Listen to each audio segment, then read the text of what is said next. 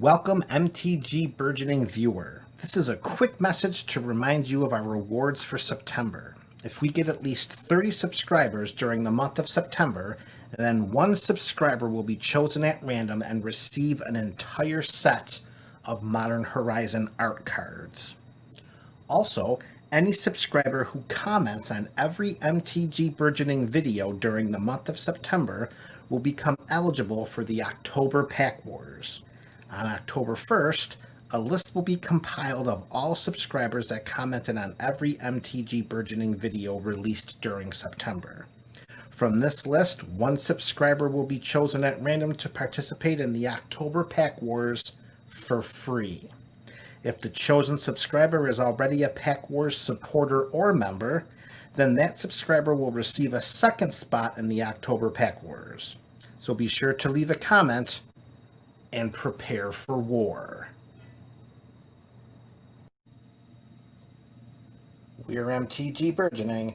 This is EDH Commander Thursday. Subscribe now and join the movement. Yarok the Desecrated is a legendary elemental horror creature from Magic 2020.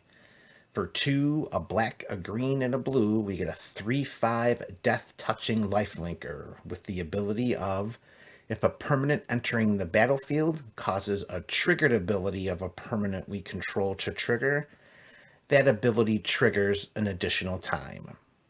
This is MTG Burgeoning.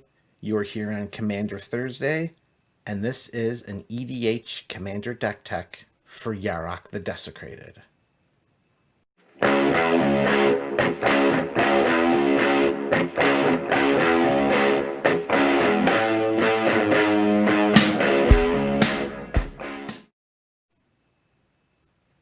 Hello folks, welcome back. MTG Burgeoning here, and today we are going to break down a deck tech for Yarok the Desecrated. We are going to be talking about all kinds of enter the battlefield triggers. We are going to talk about all kinds of things that come into play and trigger other things. Yarok the Desecrated is a Sultai EDH commander deck. Alright, with that in mind, let's start with the mana base. Okay, we're going to roll out with our basics first. We're going to have 5 basic islands, 2, 3, 4, 5. You're going to see a little bit of a trend here early on. We got 5 basic swamps. And I bet if we had a multiple choice out there, you can guess what the next set's going to be. 5 basic forests. So the land base is comprised of 15 basic lands. In addition to each one of those basic lands, we are going to include the cycle of Throne of Eldraine lands.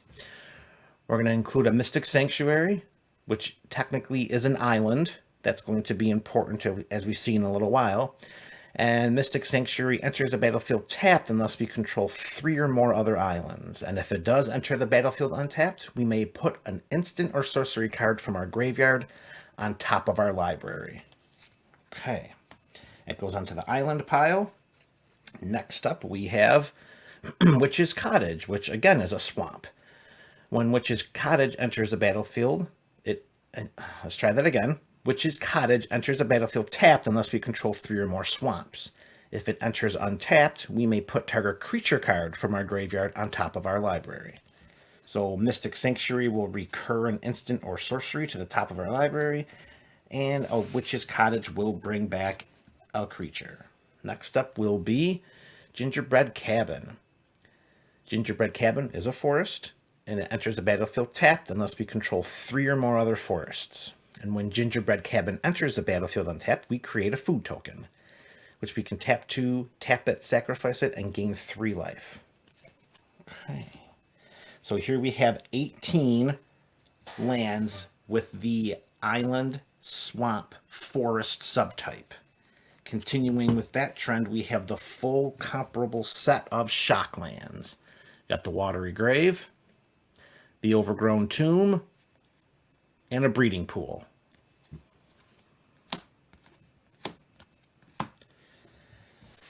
All right, so now why we're putting such an emphasis on the subtypes is because with the number of landfall abilities we have in this deck, we're going to want to try to play as many lands as we can per turn.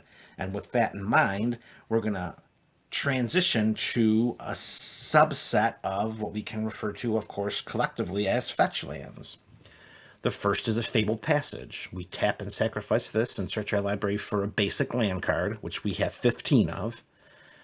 Put it onto the battlefield tapped. If we have 4 or more lands, then we can untap it. Okay. Fabled Passage. Prismatic Vista. Tap, pay a life, sacrifice Prismatic Vista, search our library for a basic land card, put it onto the battlefield. Again, we have 15 basics in the deck. So utilizing a Fabled Passage and Prismatic Vista to its utmost potential, as we'll see later in this video, should not be a problem. Next, we have a Polluted Delta, which we can tap, pay a life, sacrifice it, and search our library for an island or swamp card. Now, that's an important distinction for anyone who's not completely familiar with what fetch lands do. We can find a shock land. We could find one of the Throne of Eldraine, like a Witch's Cottage, or the Mystic Sanctuary. It does not have to be a basic land. Polluted Delta. Next is a Verdant Catacombs. Tap, pay a life, sacrifice it, search our library for a swamp or forest card. Again, similar to Polluted Delta, does not have to be a basic. And lastly, we have a Misty Rainforest, which is tapping to pay 1 life, sacrificing it, and searching for a forest or an island. All right, so those are the 5 fetch lands that are going to be featured in this deck in order to fetch out any of those 21 lands there. All right, so let's continue with the mana base. Next up, we have a Command Tower. Best land in the format, gives us 1 color of what we need. Next up, we have a full set of the check lands. So that's a Drowned Catacomb, a Woodland Cemetery, and a Hinterland Harbor. Helps for mana fixing, mana smoothing, comes into play untapped if we control one of the basic land types that we're looking for here. As you can see, Hinterland Harbor is a forest or an island, Woodland Cemetery is a swamp or a forest, and Drowned Catacomb is an island or a swamp. And next up we have, and these lands are going to be much more valuable than they may seem as we get further into what this deck tech is focused on doing. We have the Nurturing Peatland, one of the Horizon lands, where we tap, pay a life to add a black or a green, or we can tap 1, sacrifice the land to draw a card. Nurturing Peatland is in, just like Waterlogged Grove. We can tap 1 to pay, we can tap and pay 1 life to add a green or a blue, or we can tap 1, sacrifice it to draw a card. The maximum number of these are included in the deck, and since the blue-black one does not exist at the time of this deck's upload, this time of this deck's construction, holding its place will be a Morphic Pool. Okay, enters the battlefield tapped unless we have 2 or more opponents. Thank you, Battle Bond. Morphic Pool will be holding the spot for the Dimir Horizon land. All right, that leaves us with just 4 lands left in our mana base. Next one is an Alchemist's Refuge. It taps for a colorless, but we can tap a green and tap it, and we may cast non-land cards this turn as though they had flash. Flash is good. Flash is good, folks. Next up is Reliquary Tower. We have no maximum hand size. Listen, as you get further into this deck tech, you're going to see that we have the ability to have a lot of cards in our hand. Let's keep them in our hand. Let's not discard down to 7. Reliquary Tower helps with that. Next land, Temple of the False God. Taps for 2, but we can only do that if we have 5 lands. Okay, Temple of the False God. And we save the last land for last, of course. Let's try that again. We saved the best land for last, and that's going to be Field of the Dead. Field of the Dead enters the battlefield tapped and gives us a colorless. However, when this or another land enters a battlefield under our control, if we have 7 or more lands with different names, we create a 2/2 black zombie creature token. Getting this to trigger is not going to be difficult at all, particularly because of the amount of different lands we have in the deck and how we can fetch them out. And why Field of the Dead is so awesome, and what we were talking about earlier with the different fetch lands, if we have Yarok in play and we have an active Field of the Dead, okay, we put down one of our fetch lands. We trigger Field of the Dead, which puts a zombie into play. Yarok copies that. So we put a fetch land into play. We put two black zombie creature tokens. We crack the land, fetch out another land, a basic or a shock or one of the throne lands, triggering Field of the Dead again. Yarok copies it again. So what we really did is we played a land to fetch a land and netted 4 2/2 black zombie creature tokens. That's not bad for just playing a land, folks. And that is our land base. So let's move up with some, or let's move forward with some land ramp. Okay, so this next set of spells is going to be considered our ramp. Mana rocks, ways to get lands into play more quickly, and it all starts off with exploration. For just 1 green, we can play an extra land each turn. Okay, exploration, pretty good card. Next up, Soul Ring, best artifact in the format. After that, Arcane Signet, second best artifact in the format. After that, we have a Wayward Swordtooth. For 2 and a green, this dinosaur from Rivals of Ixalan has the Ascend mechanic. So if we control 10 or more permanents, we get the City's Blessing for the rest of the game. And we can play an additional land on each of our turns. If Wayward Swordtooth can only attack or block if we have the City's Blessing. A 5/5 for 2 and a green that lets us play an extra land. Yeah, that's an auto-include. Next up, Ravnica Excavator. This Naga Cleric from Hour of Devastation is a 2/3 that lets us play land cards from our graveyard. This is a walking... what is this? Oh, it's in the deck too. It's a walking, come on, seriously? It's a Crucible of Worlds with feet. That's what it is. Crucible of Worlds with feet is the Ravnica Excavator.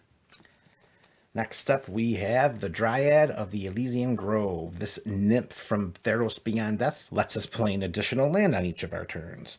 And lands we control are every basic land type in addition to their other types. So this 2/4 creature is 1/2 Prismatic Omen and 1/2 Exploration. Awesome, awesome creature. And if we're putting extra lands into play, well, we're going to play Azusa too. 2 and a green. We may play 2 additional lands on each of our turns. Originally printed in the Kamigawa block. All right, and the next spell is not necessarily a ramp card. It's not necessarily a mana ramp card, but it is going to help us to get lands into our hand so that we can take advantage of Azusa and the Dryad of Elysian Grove and the Wayward Swordtooth, and that's going to be Rhystic Study.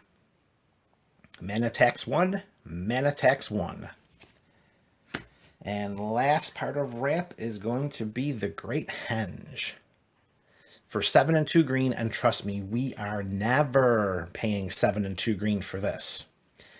The spell costs X less to cast, where X is the greatest power among creatures we control. We tap to add 2 green, and then we gain 2 life.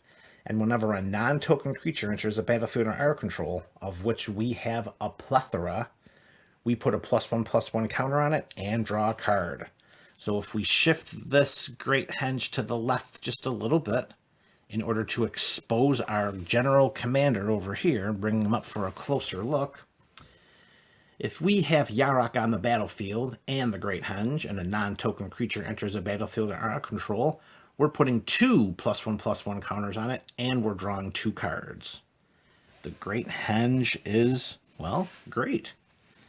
That is our land ramp and Rhystic Study.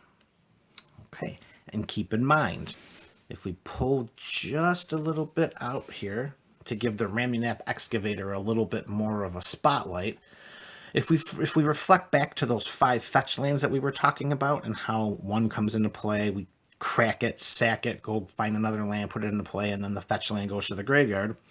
Well, with Ravnica Excavator, we can play that same fetch land from the graveyard, crack it again, find another land from our library. And if we shift it to the left a little bit, Wayward Swordtooth, Dryad of Elysian Grove, and Azusa lets us do that any more times. 1, 2, 3, 4. We could technically play 5 lands per turn if we have these 3 creatures in play, which means if we have a fetch land in our graveyard, double it. All right, that is our mana ramp and heuristic study. Let's continue with a set of spells that can help accentuate, optimize, and maximize our enter the battlefield triggers. First spell, Strionic Resonator. For 2 to play and for 2 to activate, we copy target triggered ability we control, and we may choose new targets for the copy. Landfall ability, so many different abilities we can copy with this. It's a one-shot until our untap step, but it's valuable enough to include. Panharmonicon is another spell that helps us to copy some triggered abilities, but this is only if an artifact or a creature entering the battlefield causes a triggered ability of a permanent we control to trigger. It triggers an additional time. So our landfall abilities will not be copied with a Panharmonicon, but that's okay. We have a lot of other spells. Trust me, landfall is just the smaller subset of the ETB triggers we have in this deck. Panharmonicon is valuable enough to include. Okay, we've got an instant here, Essence Flux. This uncommon from Shadows over Innistrad, exile target creature we control, then return that card to the battlefield under its owner's control. We're not going to pay any attention to the +1/+1 if it's a spirit, because we have no spirits in the deck. Okay, so that's a quick blink in order to get additional enter the battlefield triggers. Similar to what Siren's Ruse does, a common from Ixalan. We can tap 1 and a blue and exile target creature we control, then return that card to the battlefield under its owner's control. And again, we'll just skip past the second part of that text because we have no pirates. Next up, Crystal Shard. This is a powerful artifact. It does not get enough attention. It costs 3 to cast, it costs 3 to tap, or let's try this again. 3 to cast, 3 to activate, or an island to activate to return target creature to its owner's hand unless its controller pays 1. So this can be a defensive piece in our deck, or more likely, we're tapping an island and we're returning one of our own creatures to our hand, maybe during combat, to prevent combat damage, or just to get additional enter the battlefield triggers. Crystal Shard is a great card. Similar in the vein to what Crystal Shard does, we have Equilibrium. Okay, so this rare from Exodus, 1 and 2 blue, and whenever we it says whenever we successfully cast a creature spell, but that has been eroded to whenever we cast a creature spell. Whenever we cast a creature spell, we may pay 1, and if we do, we can bounce a creature. So adding a generic mana to the casting cost of a creature to bounce any creature on the board, very reasonable. Temur Sabertooth from Fate Reforged, 2 and 2 green, is a 4/3 cat. We may tap 1 and a green, and we may return another creature we control to its owner's hand. If we do, Temur Sabertooth gains indestructible until end of turn. The number of combat tricks one could do with this card is awesome, and again, it's another way for us to get our creatures back into our hand for more enter the battlefield triggers. And lastly, we have, from Theros Beyond Death, we have Thassa Deep Dwelling. This legendary enchantment creature god is 6/5 and indestructible, and as long as our devotion to blue is less than 5, Thassa isn't a creature. At the beginning of our end step, we can exile up to 1 other target creature we control and then return it to the battlefield under our control. So again, similar to many of the other bounce spells we've already presented, this does it every time we have a turn. As long as she's on the battlefield, that's what we're doing. Plus that tap 3 and blue for tapping another target creature. Underrated mechanic. All right, so we've talked about all of the creature. We talked about how we're going to accentuate the enter the battlefield triggers. We've talked about our ramp. Well, now let's talk about the creatures. And only MTG Burgeoning can talk up a subset of ETB creatures and then move to that portion of the video, and the first creature doesn't even have an enter the battlefield trigger. It does not, because it has everyone. Phantasmal Image. We may have it enter the battlefield as a copy of any creature, except it's an illusion in addition to its other types and gains. When this creature becomes a target of a spell or ability, sacrifice it. So, any creature with an ETB, hello, Phantasmal Image. Alright, next up we have Coiling Oracle. For green and a blue, 1/1. This enters the battlefield. We reveal the top card of our library. If it's a land, it goes into play, or we draw a card.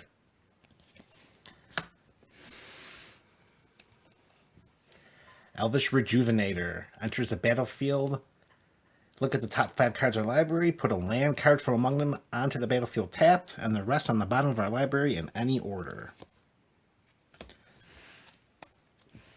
Farhaven Elf. When it ETBs, we search our library for a basic land, put it into play tapped.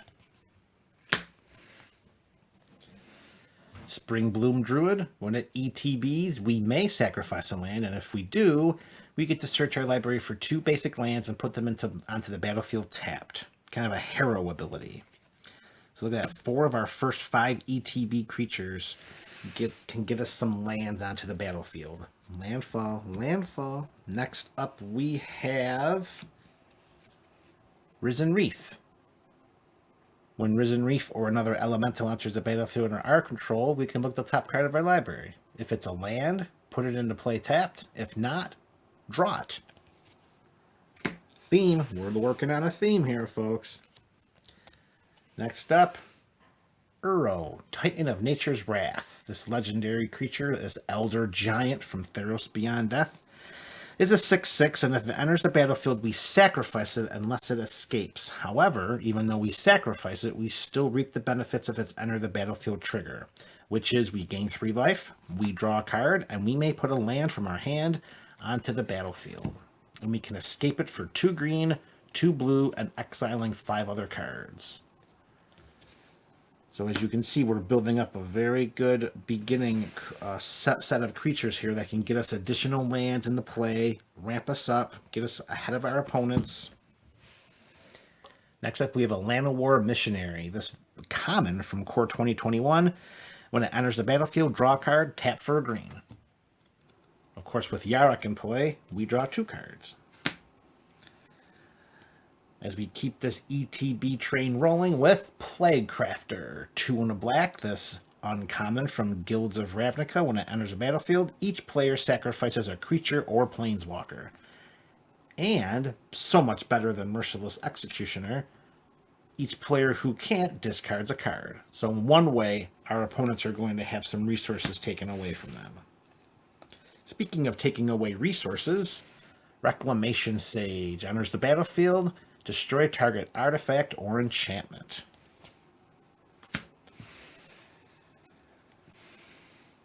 Spellseeker. 2 and a blue, this rare from Battle Bond. When it ETBs, we can search our library for an instant or sorcery spell with converted mana cost 2 or less, reveal it, and put it into our hand, then shuffle our library.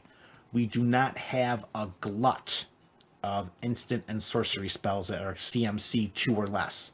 But the ones we do have are very powerful. So keep an eye out for those as we move further in this deck tech. Next up is Eternal Witness. 1 and 2 green. When it ETBs, we return a card from our graveyard to our hand. Solemn Simulacrum. When it enters the battlefield, we all know the story with this guy.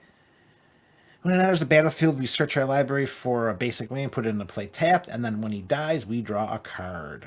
Now, we will not reap additional card draw when Solemn Simulacrum dies unless we target it with a Strionic Resonator. Yarok won't do it. Panharmonicon will not do it. But we will get 2 lands. Okay. Ravenous Chupacabra. This uncommon from Rivals of Ixalan. When it ETBs, destroy target creature an opponent controls. And of course with Yarok, we destroy 2 of them. Whoops. Venser, Shaper Savant. He's got Flash and he's Legendary Human Wizard, of course, and when he enters a battlefield, we return target spell or permanent to its owner's hand.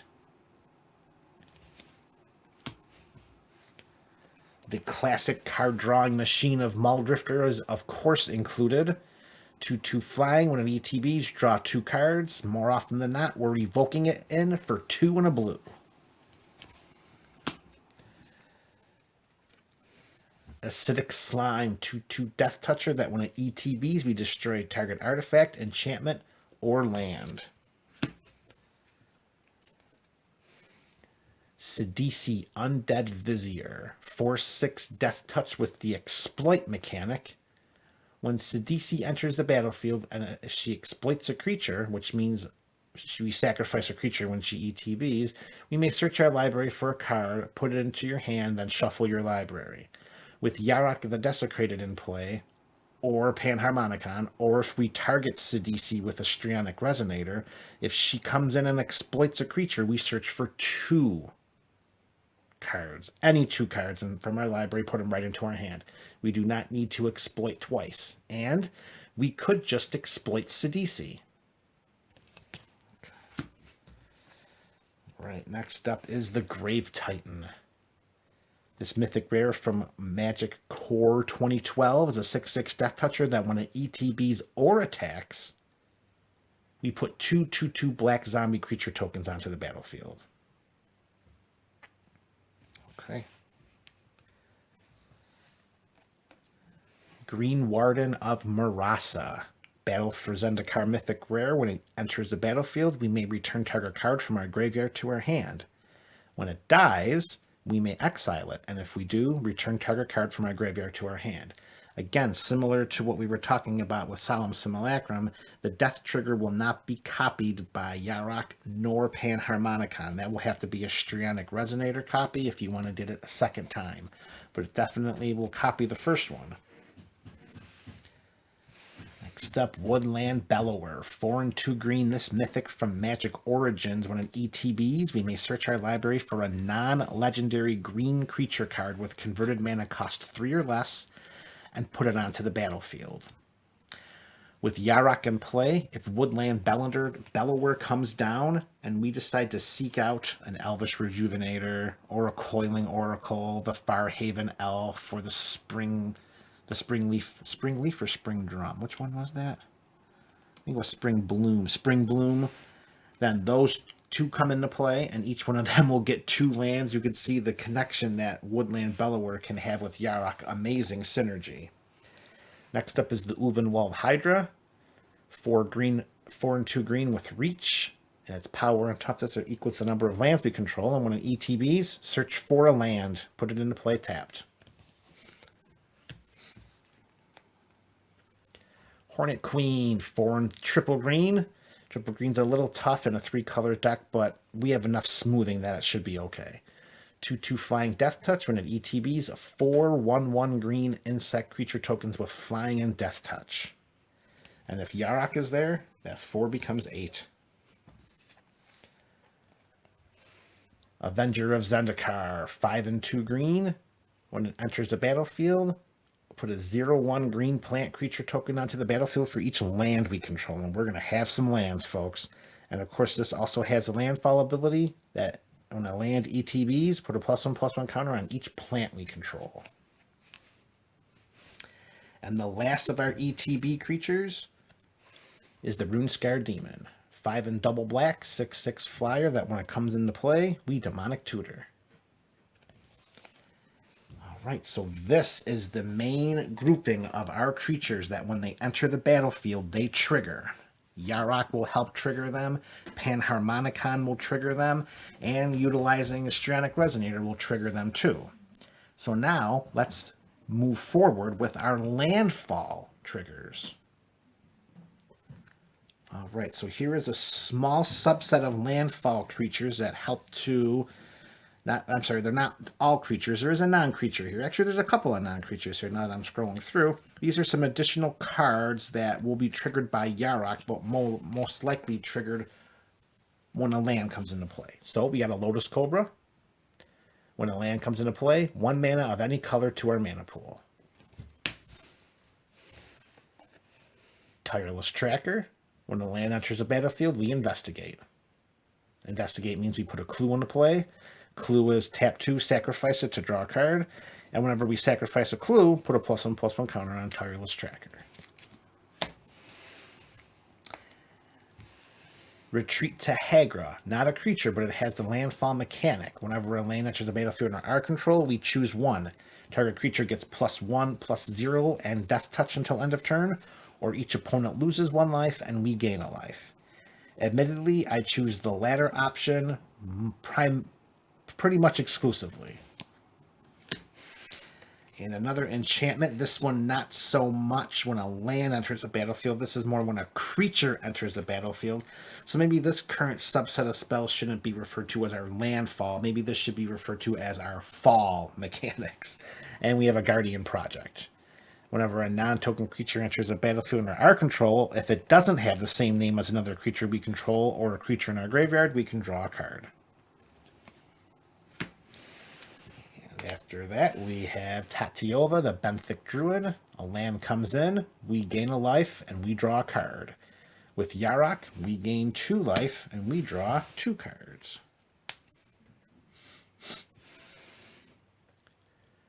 Royal Elemental, when a land comes in, we gain control of target creature for as long as we control Royal Elemental. Rampaging Baloth, when a land comes in, we create a 4/4 green beast creature token. So, to review, these lands here, almost all of these spells here, with the exception of the Guardian Project, these will be triggered by Yarok. These will be triggered by Yarok. They will not be triggered by Panharmonicon. They could be additionally triggered by Strionic Resonator as a target. And Guardian Project will be triggered by Yarok, Panharmonicon, and a Strionic Resonator. All right, we're in the stretch here. Let's finish off the deck list. And here's a small section of recursion spells. And the card that eluded my memory for some strange reason earlier in this deck tech description, Crucible of Worlds. We can get those fetch lands out of our graveyard, back into play, and getting more lands from our library onto the battlefield. Next up, we have Necromancy. This long-winded and over-worded description pretty much says, if you cast this as an instant, you sacrifice it at the end of turn, the creature goes back to the graveyard. If you cast it during your main phase, this brings a creature into play from anyone's graveyard, and you keep that creature in play as long as you have control of Necromancy. And yes, that would happen twice with Yarok. You would be able to bring in 2 creatures. And if you lost the Necromancy, you lose both of the creatures. Living Death, each player exiles all creature cards from their graveyard, and then sacrifices all creatures he or she controls, then puts all the cards he or she exiled this way onto the battlefield. This is a great way to bring back all of our ETB creatures from the graveyard into play. And lastly, we're in Sultai. We got things that are going to the graveyard. Makes sense to include Muldrotha the Gravetide. During each of our turns, we may play up to 1 permanent card of each permanent type from our graveyard. That is our recursion. Now let's talk about a little additional removal. Not too much more, because a lot of the removal we have comes from our ETB creatures. So of course, if we're in blue, we have to include it. It's Cyclonic Rift. If we overload it, we just move out to such a huge advantage. We're in blue. It's not banned. We're playing it. And we have an Assassin's Trophy. We can destroy a permanent an opponent controls. They get a basic land, but you know what? That's a fair enough swap. Same thing with the Beast Within. Destroy target permanent, and the controller of the destroyed permanent gets a 3/3 green beast creature token. All right, and lastly, we have some miscellaneous spells and a couple additional win conditions. So let's start with the Demonic Tutor. Best tutor in our format, 1 in a black. Look through our library, put a card into our hand. The Dalkin Orrery gives us this is our Flash Enabler. similar to what Alchemist's Refuge would do. And here's a great card to include. Right of Replication. For 2 and a blue, we put a token onto the battlefield that's a copy of target creature. But if we kick it, and oh, we so want to kick it, we put 5 of those tokens into play instead. With so many awesome ETB creatures in this deck, a kicked Right of Replication, well, that could really be something special. All right, and last few cards here, we have a Tooth and Nail. For 5 and a green, we can search our library for 2 creature cards, reveal them, put them into our hand, or we can put 2 creature cards from our hand onto the battlefield. And with the entwined cost of only 2 more for a total of 9, we can do both. Powerful, powerful win condition. And more often than not, the 2 creatures that I'm targeting with the entwined Tooth and Nail in this deck is an Endraze Forerunners. For 5 and triple green, it's a 7/7 Vigilance Trample Haster. And when it ETBs, all other creatures we control get +2/+2 and Vigilance and Trample until end of turn. And of course, with Yarok in play, that's a +4/+4. And then lastly, card number 99 in our deck, the finisher, Big Daddy C. 5 and triple green, 5/5 haste. We know what this guy does. He comes into play. Creatures we control get +X/+X until end of turn, where X is the number of creatures we control. And as you can see from right here, with Field of the Dead as a token enabler, with Avenger of Zendikar, with Hornet Queen, with the Grave Titan, we have a lot of ways to make creature tokens in this deck, and so many small creatures that can just get bigger with an Entwined Tooth and either one or both of those guys. It's game over, folks. This is MTG Burgeoning, and this was an EDH Commander deck tech featuring Yarok the Desecrated. Do you run a Yarok deck? How do you pilot it? What's different? What would you add? What would you take out? Do you do it completely differently? Holler at me at the comment section and let me know. I'd be interested to see your take on this very awesome commander. MTG Burgeoning is out. Want to become a Pack Wars combatant? 4 easy steps. Step number 1. Click on the link below in the description or go to www.buymeacoffee.com/MTGBurgeoning. Step number 2. Select either membership or support. Membership will enroll you into Pack Wars for $5 each month. Support will cost $5 for 1 month. Step number 3, complete payment information. The name you use will appear on the site. Use your real name, use your YouTube handle, or use no name at all and be anonymous. Be sure to include your email address in the information. Step number 4, most importantly, prepare for war.